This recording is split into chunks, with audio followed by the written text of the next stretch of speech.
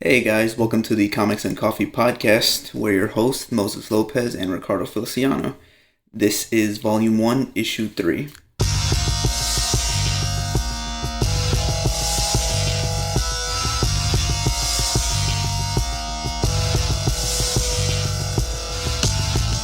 So Ricardo, how was your week?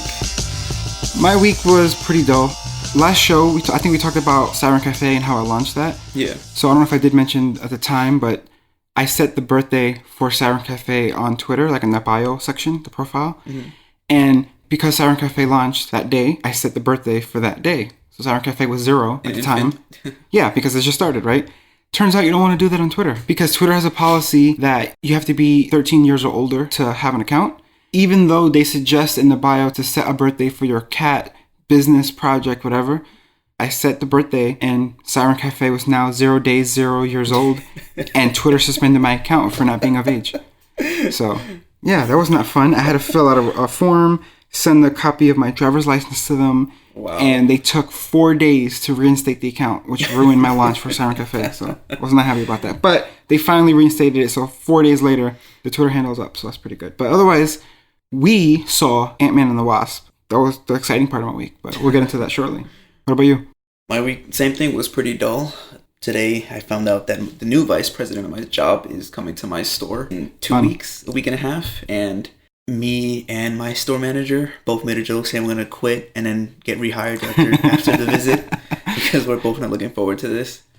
But yeah, other than that, it's been pretty dull. Ant-Man and the Wasp was the highlight of my week. Well, look at it as hopefully an opportunity to impress someone, maybe. Could be good. Hopefully my promotion will come sooner than 6 months. Yeah, could be a good thing. You never know. Obviously, we're going to talk about Ant-Man and the Wasp today because we saw that the movie just came out and it was a pretty good movie. Before we get into that, we're going to cover some news in our news segment. But even before our news segment, just want to throw out there that this show will have spoilers for Ant-Man and the Wasp. Possibly even in the news segment if we can connect the dots between something. So if you have not seen the movie yet, you might want to pause this podcast and replay it after you've seen the movie. All right, let's get started with some news. So recently, in a Marvel comic, X-Men Blue number 30, Wolverine's son has bonded with a symbiote. The concept art looks amazing for it. It's not Dakin, I think his first son's name. It's his second son, Jimmy Hudson Jr. This symbiote isn't like the classic Venom that you know and love, or the Carnage that you know, that you personally love. Yeah. It's a sort of different race of symbiotes, but they're still same thing, bonding to a host, becoming... They still come from an space? Extension, yeah, so it's an extension of that host. So you can imagine Wolverine's son as a symbiote. It's pretty cool. Yeah, I believe he's actually the last one that survived. I haven't read the issue yet, but I'm looking forward to what Marvel does with this. Cool. A news item that I have is for Doctor Strange 2. Kevin Feige. Thank you. Say it with me. I'm not going to bother. I can't say his last name. I'm sorry. I'm sorry, Kevin, if you ever hear this. I doubt it, but I cannot say your last name. He was recently quoted in an interview with Cinema Blend, speaking of a sequel to Doctor Strange that's in the works. That was pretty exciting to me because before now, I haven't really heard anything. You know, I think for most of these characters, at some point, we kind of assume a sequel just because it's money for Marvel and for Disney and to kind of keep the story going. But I haven't really heard anything at all about Doctor Strange in a sequel, so I was very happy to hear about that. And for Infinity War, Doctor Strange has an important role. If there's a sequel, I'm assuming it'll take place after Infinity War, so I'm sure Infinity Wars and Avengers 4 will heavily influence what the sequel does. That was pretty exciting to me, and I'm looking forward to that. Especially the end result of Infinity War, it makes you wonder how are they going to bring these characters back and how many possibilities could be for their sequels. So that's obviously good to look forward to. I think Doctor Strange is going to get ready to kick some ass. That's all I say. Another item that I have, which I'm really excited about, was it was announced that there's going to be a Thanos edition of Infinity War when it's released on Blu-ray. You know, most movies, things get cut as they produce it and get it ready for a theater release, right? Mm-hmm. So a lot of the times you'll have like a director's cut, which is, you know, an extra 10 minutes, 15 minutes, something like that. Apparently, a lot of Thanos' backstory was filmed for this movie. You know, for those kind of same reasons, they just couldn't fit it into the movie for whatever reason. So it's not just a few deleted scenes. They're saying that for the Blu-ray release, there's actually going to be another edition of the movie called Thanos Edition that's going to have all these extra scenes. So it's not really deleted scenes. They're going to be interwoven into the existing scenes, and it's going to be like a full-blown movie. Because I don't know if you've ever seen a Blu-ray or DVD that has deleted scenes. It's clear that they're deleted because the flow of the movie kind of stops. You know what I mean? Yeah. And like then that scene, it just shows the clip. And then that scene happens from the actual, exactly the actual movie. Yeah. So this is not going to be like that. Like this is going to be full flow, full movie. I'm really, really excited for this. Plus, we have pre-ordered Infinity War on Blu-ray on the 4K Blu-ray. So nice. we're going to go see Thanos' backstory in 4K. So I'm looking forward to seeing Titan in 4K. I heard that cut will be 3 hours long, which is awesome because that's an extra 30 minutes of seeing Thanos kill our favorite heroes. Yeah. So many people always complain about the length of movies. I know the most popular ones is Titanic and like Lord of the Rings. They're like 3 hours long. Yeah, everyone's like, oh, 3 hours long. You know, I've always loved that, especially at theaters where the tickets are expensive. Mm-hmm. It isn't like the ticket price goes up for a long movie.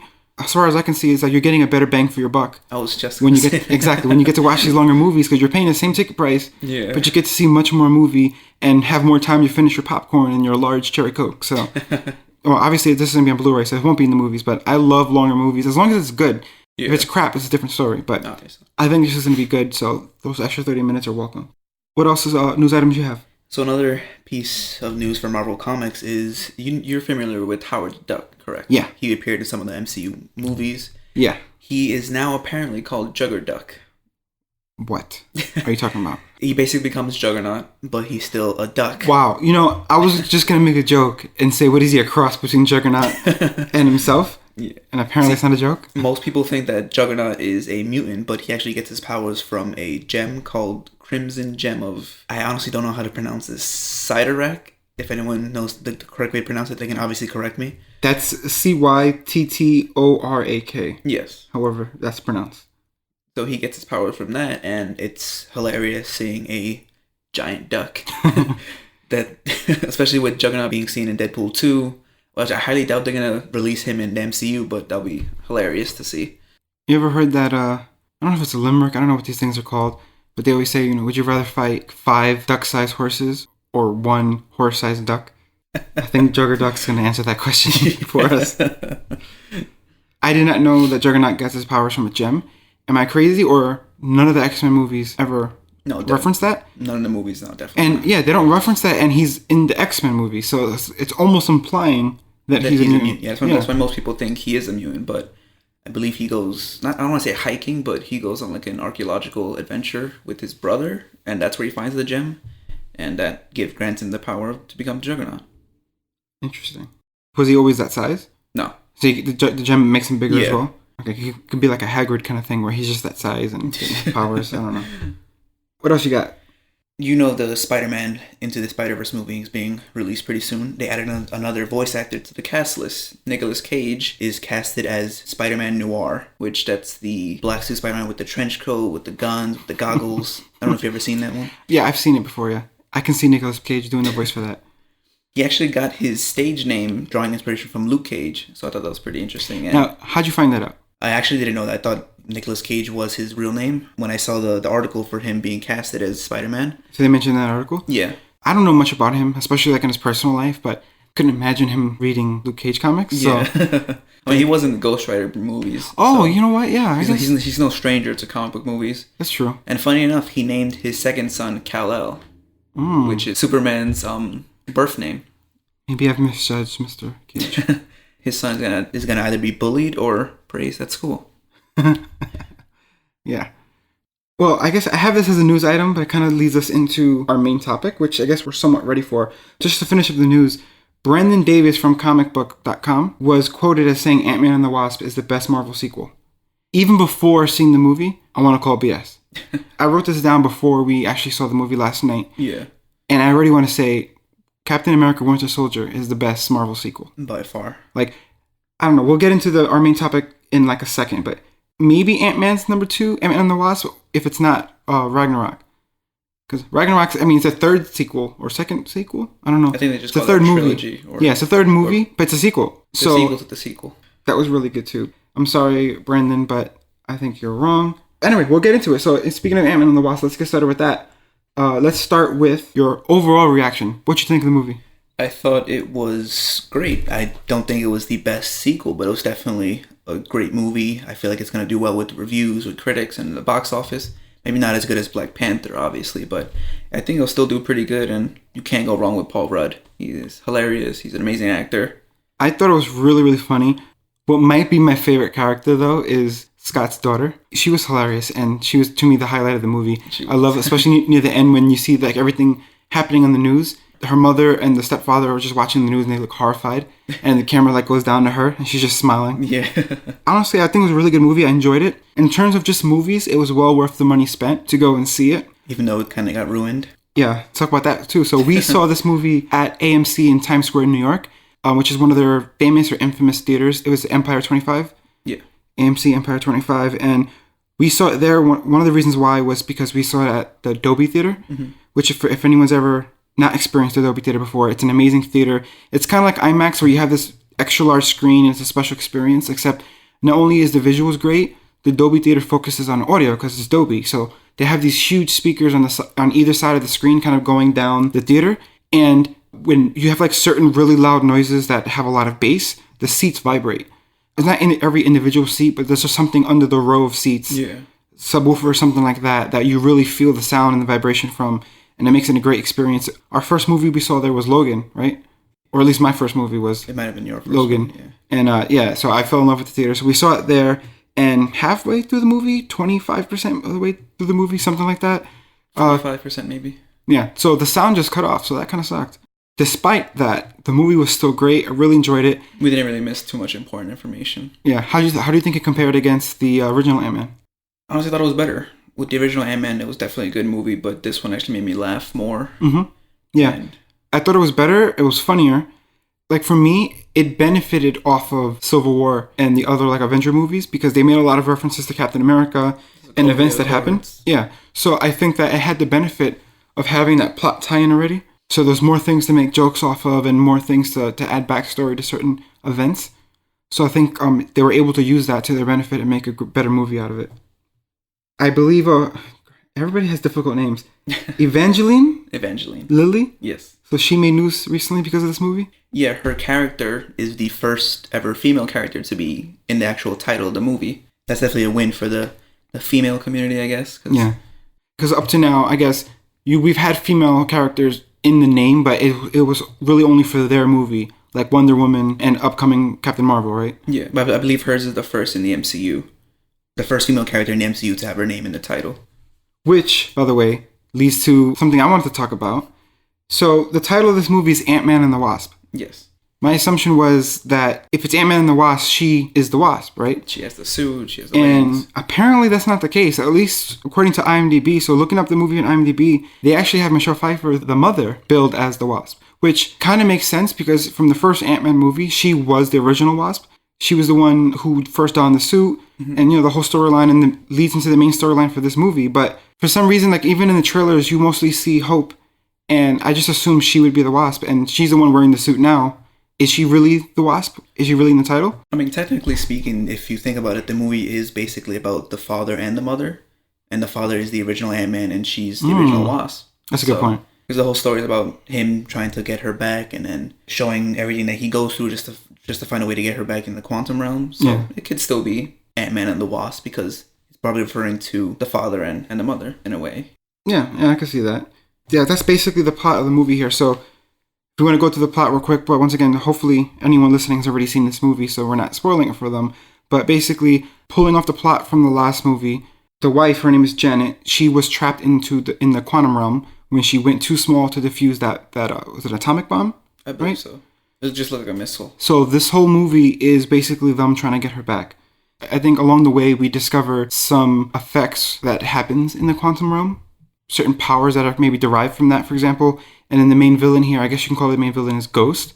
Basically, she needs energy that she needs to extract from Janet in order to cure herself because she's phasing in and out and she's in pain and all that kind of stuff. And which also brings a trend now of lately Marvel villains aren't your traditional, oh, I'm a bad person, I want to do bad things. Because Ghost, she's the villain, but it's really because she's in pain and she's just trying to relieve her pain. She's trying to save herself, basically. Thanos is the villain, but he's really, according to him and to what he sees, he's trying to save the universe.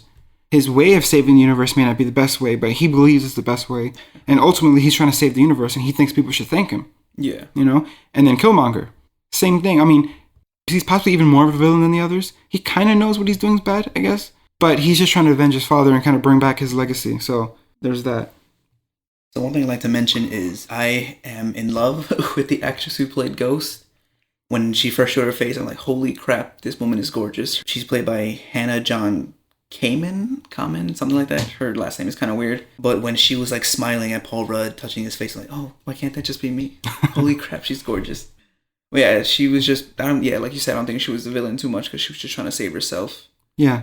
If I had any criticism of this movie, it might be that they maybe had somewhat of the same problem of Spider-Man 3 from the original trilogy. Because she's a villain, but not really. And then there's also that other guy, the black market trader and technology guy. Yeah. Who he's the villain. And then you have the guy who's helping her, who's helping Ghost. You have him. Bill Foster. Yeah, and he's kind of a villain as well. So similar to Spider-Man 3. He did try stopping her when she was going to do more. Yeah, at the very end. And Harry Osborn decided to be the good guy at the very end. That goes more into my point. Yeah, you're right. You have a point. Yeah. But there wasn't just one main huge villain in this movie.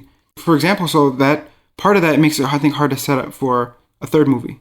Because then they're going to have to keep creating someone, like, bringing in someone new to talk about and have a plot for. Whereas for the Defenders, they have smaller villains, but that makes sense because the Defenders are straight brawlers. They're the lower series. But this is an actual MCU movie. This villain wasn't all that dangerous. She only really threatened one person, which was Janet. Yeah. I mean, she killed a few people along the way, but that was just like she's just a regular Hottie. Criminal, hottie, regular criminal. So I think that was one thing, but maybe that's good because this is the first Marvel movie after Infinity War, right? Yes.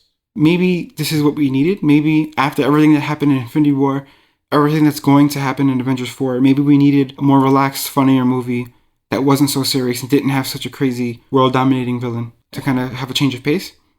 Are you ready to talk about the ending and the post-credit scenes? Yes. Okay. Going into the end of the movie ended nicely, it was funny and all that, but that, mid-credit scene, right? Yeah. What the hell? That was pretty tough, and I think there's two key parts there for me.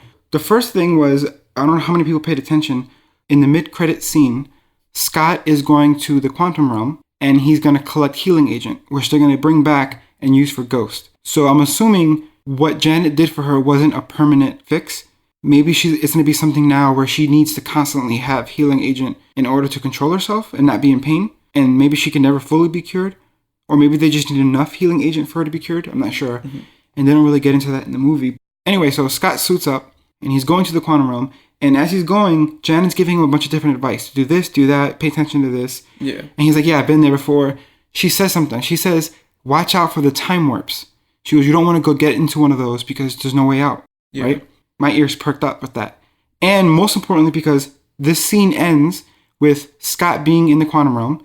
He does the mic check and they're talking to each other on the intercom mic, whatever that is. Mm-hmm. And he starts to talk to them and nobody responds to him. I believe they're counting down and it stops at 4 or 3. Yeah. So nobody responds to Scott and the whole theater fell silent.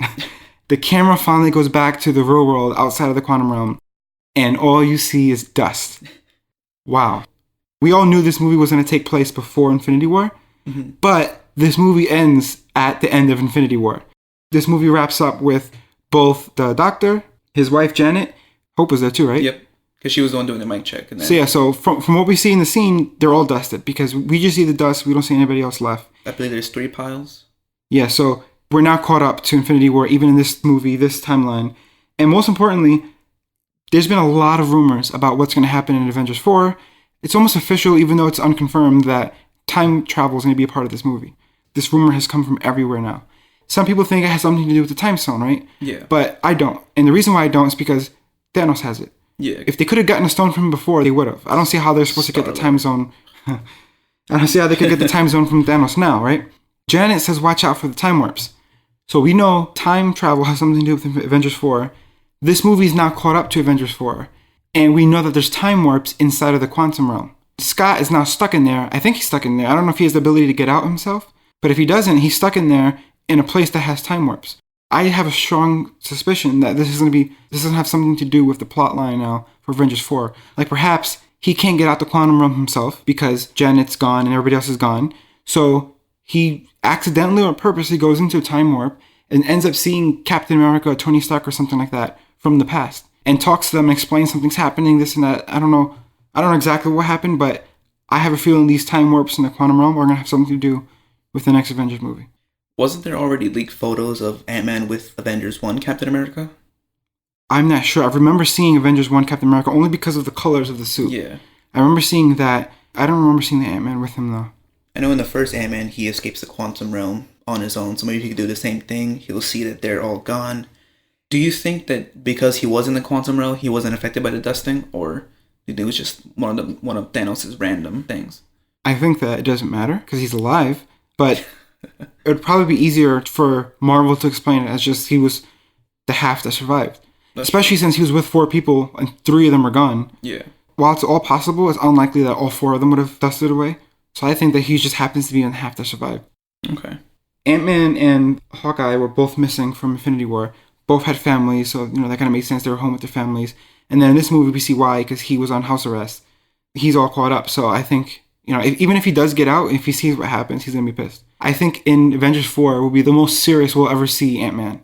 Because he's been a fool, basically, these first 2 movies, right? Even in Civil War. Yeah, even in Civil War, he was a fool. Remember at the end of Civil War when he's yelling at Tony Stark? And then Tony Stark looks at him and goes, "Who are you again?" Oh, that was great. See, I honestly thought they were going to show the daughter being dusted away, and I would have cried my eyes out if that happened. I don't think they would have been willing to do that to us after what happened to Peter Parker. I think Peter Parker was enough. If we lost Scott's daughter as well, that would have been the end of it. One thing that kind of confused me was, remember in Infinity War when Scarlet Witch and Vision were in Scotland, was it? Mm-hmm. How they saw the news on the TV saying, Iron Man is missing, there was the big donut in the sky, and all that. If they were still in the U.S., basically, I think they were in San Francisco, why didn't they see the news articles if they were so big? Well, they reached all the way to Scotland. Good point. So remember, the only main part that connects this movie to the events of Infinity War is the mid-credit scene. Who knows how long after the movie ends does the mid-credit scene take place? So that mid-credit scene could have happened 6 months later, 4 months later. And then but in that the time... dusting right away, though, in Infinity War? What do you mean right away? I don't think it took 6 months from the time that they first invaded New York and then to the time where Thanos... But that's my point. That's my point. Let's just say Ant-Man and the Wasp ended in April. Okay. Infinity War starts in May. And the mid-credit scene was also in May. See what I'm saying? Oh, okay. Everything could have fit in between the last scene of the movie and the mid-credit scene. Like, the whole Infinity War movie could have happened in that time frame. Because we don't know how long after the end of the movie the mid-credit scene happened. Okay. Plus, they were building the smaller quantum. Yeah, so exactly. So maybe that's why they were just too preoccupied with it was not even preoccupied. They could have seen what happened in the news. Doesn't mean that they were going to join. What are they going to do? Ant-Man didn't join the fight the first time, right? He was under house arrest. So, he was on the house arrest in this movie. That's true. So, it wasn't like that stopped him. Cool. Anything else you want to talk about for Ant-Man and the Wasp? I did like the new suit he has, the work in progress, as Hank puts it. I like the vibrant colors of the red on it. It definitely stood out, and it looked better than the first, in my opinion. My favorite suit, though, was Ghost. Her suit was awesome, and her first scene with her phasing in and out for the fight was incredible. Not that she wasn't pretty, but I almost feel like it would have been better if she didn't take the mask off. Because it made her look so much like scarier and creepy. It did, yeah. Taking the mask off humanized her and made her look like less of a threat. That suit was awesome. That's my favorite suit of the movie. Do you think Lewis was dusted?